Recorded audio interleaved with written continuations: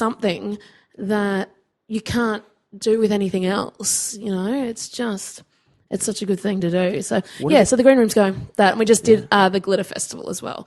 Okay. So with Trevor Ashley, who does Liza on E, and he's in Les Mis at the moment, which is phenomenal performer. Fuck. My real name is Andrew Cruck. Okay. Yeah. And there aren't many Crucks out there. There was a guy at Glitter Festival. I've just found out there's another Drew Cruck. Yeah. No, Dash. Oh, Dash. Dash. Oh. Yeah. Oh. It's Dash. Oh. Dash was someone said it was Drew. No, Dash. He needs to be killed. We need to get rid of this guy. There's only one Facebook profile. It's mine. It's Dash. He does a lot of musical theatre, a lot of cabaret. Right. He did Jesus Christ Here 2 years ago as who did he play? Oh, I can't remember. Yeah. Anyway, Pontius. Did he play Pontius? Oh, doesn't matter. So he does musical theatre cabaret. It's Dash. Wow. Yeah. Right. Lucky. Come to the person that knows. Yeah, good. Green Room. What do the young kids then? What's the cabaret? What's the musical theatre stuff they listen to? Like, a lot of them listen to. In the old days, it was all channeled into we always knew it with these selection of 5 or 6. Yeah. That was it. With this at the moment, there is so much new musical theatre out there. Like, there's a musical called Heathers out at the moment. It's real rock, heavy-ish. Like the movie? Yes, it's based on the movie. Yeah. Wow, It's based exactly on the movie. And it's a musical. It's only just been going in the last, I think, few years in Broadway, and it's just started in Sydney in the last couple of months.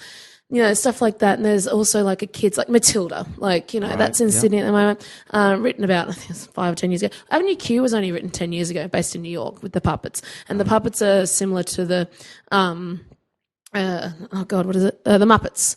So they're very similar. It's kind of like a takeoff of that, but crasser. Yeah. Like, they've got songs like, the internet is for porn, and it sucks to be me, and, stuff like that, which is, it's cool. Yeah. The character that I play in Avenue Q is Lucy T. Slut. So we can all get an idea of what exactly she is. She's basically a hooker that sings, which is great. So you're the voice of the puppet. The puppet. And what a gig. And I actually maneuver the puppets. So I do that all. So I am the puppet, but the puppet's the focal point. I am not, which is really Can hard. they see you? Yes. Oh, interesting. So I'm in black, and she's obviously the puppet. Like, she's about, what is that? Couple of meters? 600, 800 millimeters. Yep. That I don't know. Less than a meter. Yeah. So she's about yay big, and she's maneuvered with 2 poles that come out of the wrists. Yeah. So I use my like right Muppets, hand. Exactly like it. And she kind of looks like pink skin, blonde hair, big eyelashes, green eyeshadow. She pretty much, my friends have just gone, have they modelled this puppet on you? I'm like, no, she is actually the puppet from Broadway. But that's it. So and this is another really good example of having to sort of take a step back but still be there, like be present and so focal as well, is because she is the focal point, but I'm voicing. I'm not being a ventriloquist or anything like that. Yeah. They can see me very clearly. Can they see your hair? Mm-hmm. They can see everything. Like, I'm pretty much full face. Right, so they're loving you, but they are paying attention to the puppet. So it's a double trick. That's pretty cool. much. It's hard. It's very hard to portray that through a puppet as well. Where are you looking at the puppet? I look at the puppet. I also look at the audience. Interesting. I do both. Wow. Yeah. Right. And then when you're interacting with the other puppets, I look at both. I look at sometimes the puppet and make sure that they're connecting, and then look at whoever else is the puppeteer on there. Okay. It's difficult. Yeah. It's a different world. Yeah, it's double. Wow. I know. It's like, oh my God, how am I going to do this? Challenging. And that's one thing that, for me, I always like to put myself in challenging situations. How are you going to learn? Yeah. How are you going to experience things? Anyway, so stuff like Avenue Q, but that's an 18 plus. He's got, Book of Mormon's coming out, which was written by the guys from South Park. So, really? I haven't seen that. See it. It's amazing. Yeah. They've got auditions next year because it starts next year down in Sydney. unfortunately, there ain't no white woman parts in it. Spewing because they all are black women because it's based in Africa. And I saw that on Broadway 2 years ago, and it's just it is so good. Yeah, so good. What's good about it? Is it funny? It's crass as fuck. Yeah. But it's just so well done. It makes perfect sense. And it's just even like my mum came along with me because I'm like, if we're going to see anything, we have to go see this. Yeah. And I told her about it. She's like, she's pretty good. Like she's pretty open-minded. Theatre, And she was like, at the end of it, she's like, that was absolutely fantastic. She goes, yes, it was crass. Yeah. And yes, there was lots of dirty things in there. But she goes, the way it was done was so tasteful that it wasn't awful, Yeah. That's how those South Park guys, they are perfect. They are perfect at making things make sense. Yeah. They can disgust I know so many Mormons who think that's great. Yeah. Yeah. That's the thing. And they make themselves laugh at themselves like, oh, geez, we know. What a talent. Well, that's the reality. And that's it. They're sort of just putting what it is right in front of them and just putting a funny spin on it. It is. It's just. Have you ever tried to write anything? I am currently kind of got a few things that I'm writing because, can't concentrate on one project at a time. I have to be involved in several.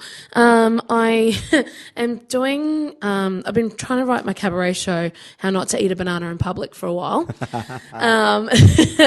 And that's, it's taken a while, that's for sure. And it's all to do with like the reality TV world, the public eye, different sort of aspects, awkward moments that like some incredibly awkward moments I've had with things and people and whatnot. And, so there's that, and then I also have been thinking, I'm even though I'm born in the 80s and whatnot, like I've always had this love affair with all the old school power ballady, like, Heart and Journey and Toto and, I fucking love that kind of music because, again, the songwriters, they were songwriters and they wrote, Queen and everything, like they were just... Written on a piano and... properly done. Not 7 million people to write 4 words kind of thing. And to me, they were written from the heart and the soul. And, I thought, I just freaking love these songs. How can I put this in like a cabaret number in a cabaret show? So I've got that idea running around in my head. And then I've had so many people that have, of late in the last couple of years going, you should do like a divas show. And I'm like, yeah, every other fucking woman does a divas kind of thing. And they're like, no, like the Arethas, the Ellas, that's like the black women of soul and jazz and stuff. And I'm like, a white girl doing black women's music. Yeah, okay. You could do it. Yeah, I could do that. Yep. How the frick am I going to do this, So that's another thought. And then, I have a few other things. But yeah, so I'm gradually doing that. And then I'm like, I'd love to get back into songwriting because I haven't done it for so long and I freaking love it. Like I love doing writing orchestral pieces. Wow. But I used to do it heaps way back high school, first years of uni and stuff like that. But so I love writing for orchestras. So yeah. Do you get into... I need a wee. Do you? How do you do it? I have the bladder of a racehorse. Damn. Hang on a minute. I'm really I'm really lucky, and it's funny. I think it's just because I'm so used to going for an hour. Like you don't get off stage. You don't pay. I mean, when I don't make me feel less of a man, all right? Hey, sorry. It's all right. Ben has the same problem. Take it through this. Use your pelvic floor. Right. So you read music? Yes. I don't. Really? Yeah, I've never. Wow. It's like a second language. I just played guitar for a lot of years in bands and never had the need. Yeah, right. Always wish I did though. Yeah, I must admit they my parents. We had we've got my grandmother's piano, so it's over 100 years old. Yeah. Ivory keys, which you can't get on pianos anymore because, it's illegal. So it's a beautiful, beautiful piano. It's an upright, beautiful dark wood. It just sounds amazing. Mum looks after it, gets it tuned, it's properly looked after. Anyway, obviously that was in our home from when I was a baby, and when I was 6, Mum said, if you're going to start learning any instrument, you have to start on the piano. And apparently I was like, yep, no, that's fine. I want to learn piano. Yeah. And they tried me on the Suzuki method to start with, which is all oral. So it's all, sort of hear and play. And apparently my mum said I used to get so frustrated because I couldn't read what was on the actual paper that they had to start teaching me theory and all the notes earlier than what they were planning to, that my piano teacher and her was sort of planning to. So, apparently I chucked tantrums because I couldn't read what I was actually playing. Yeah, I could hear it and I could relay that, but I wanted to actually visually see it, which makes sense because I'm such a visual person as well. Yeah. So, but yeah, just from that, it's not that hard. People think that reading music's so hard. It's not. No. It's really not. It's line spaces. What you get used to. Yeah, and that's it. That's exactly it. But it helps. It really helps. Like, so many different situations. Like, the jazz gig I did a couple of weeks ago. It's like, so what key's Caravan in? Oh, it's A minor. Oh, yeah, cool. Sweet. Like, I can talk to musos. Yeah. Guys who play, like, who are jazz musos, who know freaking every key, diminished, augmented, pentatonic, everything, Yeah. And I can go, blah, blah, blah, blah, blah. And they're like, cool. Sweet. Yeah, So it helps. It so helps. I'm so lucky. Do you think there are kids right now, like the iPad? We've got 2 iPads at my home, and I've gone through the stages, iPad's like 5 years old now, I think.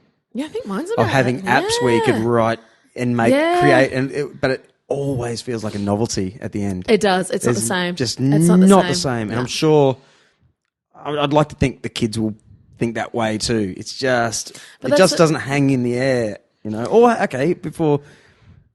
we're in cheeseball cover bands, right? Yep.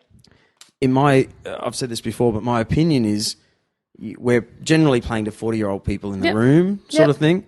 And there is something about the magic of the older songs before the internet where it was real magic. You didn't know what Kiss was like. Yeah. Do they really act? Are they from outer space? Yeah. So they held this kind of magic, and you'd hold records, you'd hold them in their hand and look at pictures and stuff like that. Yeah. Or CDs. You'd actually look at the photos and go, wow. Yeah. But now it's so. If you love Justin Bieber, you can just look at him on Twitter any second and see you get. So there's no magic in it. Yeah, they're having that instant connection and being so accessible. But that's it. Like all the musos that we grew up with, they're fucking gods. They really were. Yeah. As you said, they were. Because you couldn't actually get much of them. No. You just heard stories about them. Oh, did you hear? Would you read the article? He did this and that. Yeah. Actually, I was in Japan recently. Yeah, I saw that. Yeah, well, they're going through this cool trip right now that they're right. Do you remember a few years ago, maybe, it might even be 8 or 10 years ago when Jet was popular? Oh, yeah. Yeah, well, that was kind of this real resurgence of just guitars, rock, drums. It became in fashion again, like AC/DC. Sweet. Right, well, right now in Japan, it's like that, but it's more like technical, guitar-driven and pianos. Yeah, okay. It's this real cool, oh, my God, they're right into mistakes, like songs that have, and there was like, that's what's fashionable right now. It's really refreshing. Yeah. It's like, because every time I go there every year, it's got all this like J-pop and there's loads of manufactured stuff. They'll always love that stuff. Yeah, but it was really cool to see that, what was currently in fashion. Well, you look at like the Japanese metal and stuff like that, and it's like, those players, I'm just like, just those riffs that they play, and I'm like, how the fuck, like seriously, yeah.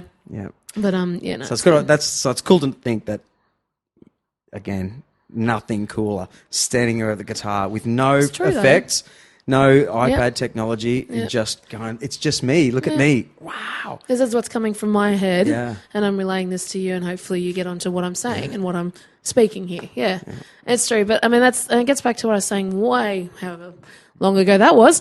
With the advent of technology, it's just taken over everyone's lives. And, even myself, I find, I've got my Twitter, I've got my Instagram, and my Facebook and everything, and there's times where I'm just like, oh yeah, la la la, what the fuck am I doing? And I put my phone down. Every night for me. That's the thing. I put my phone down, pick up my book, and go, I'm reading my book. This is fucked. Like, it's just stupid. It's so dumb though. Like, my boyfriend and I just went away recently.